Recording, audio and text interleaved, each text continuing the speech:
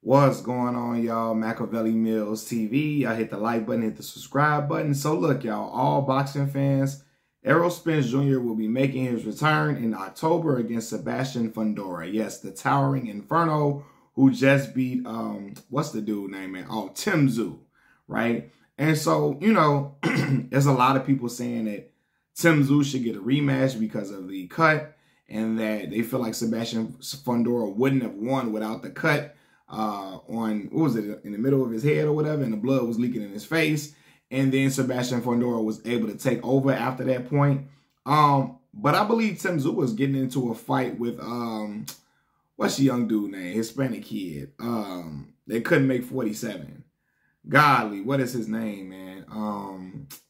Hold on, because now it's going to make me mad. Hold on. Virgil Ortiz, that's his name. I couldn't remember his name, man. So yeah, Tim's supposed to be fighting Virgil Ortiz, and which is going to be a thrilling fight. Like, Virgil Ortiz is going to be a lot stronger at 54 without the problems of making weight at 47. And, you know, he was having a lot of medical issues trying to make their weight. So hopefully, you know, he makes it all the way through the training camp and they can have a good fight. But as far as Errol Spence and Tim Tszyu, this is going to be a highly entertaining fight. Highly. Both of these fighters like to brawl. They like to bang it out. They like to throw a lot of punches. They like to mix it up heavily. Now, Errol Spence, this is a challenging fight for Errol due to the fact that the dude is 6'6" and he's a southpaw. That's a lot to deal with, right? And I'm gonna say this too. Sebastian Fundora, this is the first time I ever seen him fight really on the outside and use his jab. Now, I don't know if he's going to be comfortable doing that against Errol. I feel like he was comfortable fighting on the outside and using the jab against Tim Tszyu because he knew Tim Tszyu was blinded. He knew Tim Tszyu had blood all in his face, and he felt like, you know, it really wasn't that much danger. Tim was throwing back, but he knew Tim couldn't really see that well, so he was comfortable fighting from the outside. If he don't got Errol Spence bleeding or whatever, I think that he's not gonna look as good fighting from the outside. Sebastian Fundora is easy to hit. I've always said that, especially due to the fact that he likes to stay in close quarters. Now, again, he showed us he could fight on the outside, but I don't know if he would be as comfortable doing that if his opponent is not handicapped. I really don't think, if we would have saw Tim Tszyu not have blood on him, I don't know how much Fundora would have stayed on the outside. I really don't, because I don't think he's really comfortable fighting like that because it's really not his bread and butter. They are trying to change his style because he liked to mix it up so much. That's how he got caught against Brian Mendoza. So, I don't think he would be as comfortable fighting. He would try to, but then I think he'll revert back to what he normally does because because at some point, I think Errol's going to be timing him for sure. Now, Errol is not the, like he's the most slickest, the most outstanding defense in the world, but Errol still has the ability to parry a lot of shots.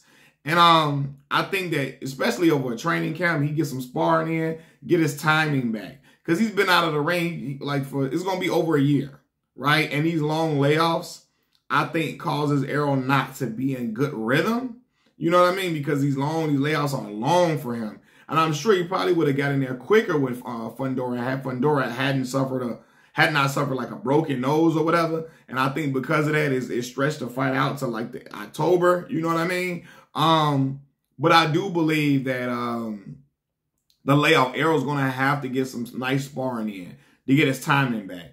But I believe if Errol got good timing, I believe he beat Sebastian Fundora. It'll be a tough, challenging fight for him. This is going to be fight of the year. And this is a fight of the year candidate. It's going to be it's exciting. Dudes, they're going to be both throwing from the shoulder. But I believe that Errol's going to be motivated for you to see the best of him, the best that you possibly can from him. And I think he's going to go into his bag, and I think he's going to light Fundora's body up. Fundora likes to lean in when he's punching. Errol does too, but Fundora, he's right there. Errol loves the uppercut. And I see Fundora getting clipped with some uppercuts that'll hurt him, maybe drop him, but possibly hurt him. I want to see how much stronger Errol looks at 54. You know, how he looks moving around with that weight, because we used to just see him fight at 47. So I'm interested to see how he'll carry that weight in the ring, how if He'll have more power now. You know, all those type of things. I'm interested to see that. It's a lot of things to watch out for in this fight. Now, again, Fundora can, like, I'm going to say this. He can crack now. He can crack. I used to, when I first saw him, I'm like, yo, can this dude even crack? He can crack. He likes to throw punches. He loves to mix it up. So Errol going to have to watch out too. He going to be throwing some nice shit, especially with them long arms like Dawson of Street Fighter. Yoga fire, yoga flame, you know. He's going to have that in his repertoire. But I think Errol seasoned enough against guys like this. Fundora he's fun to watch. But like I said, man, to me, I felt like an elite guy could always beat him because he does not use his height to his advantage. Again, he did it last fight. But he got to show me he's comfortable doing that in a fight where the opponent is not handicapped with blood running down his face. And I don't think he is yet. You know, I could be wrong. But I don't think he is, you know. But he got a lot to prove himself. A lot of people saying he wouldn't have beat Tim Tszyu without the injury. I mean, I feel like that, but and I think he's going to be out to prove people wrong.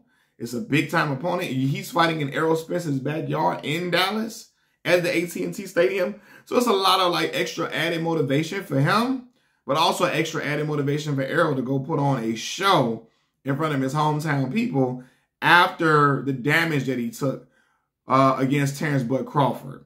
I feel like Errol is thirsty. He's anxious to show the world, hey, I'm still a bad motherfucker. Despite what happened, despite him getting pummeled and beat from pillar to post by Bud, he's trying to show the world, hey, man, I'm still a bad motherfucker. I still can beat the rest of these dudes out here. And so you're going to see an extra motivated Errol Spence. In this fight, I got Errol Spence by unanimous decision. Machiavelli Mills TV. Peace.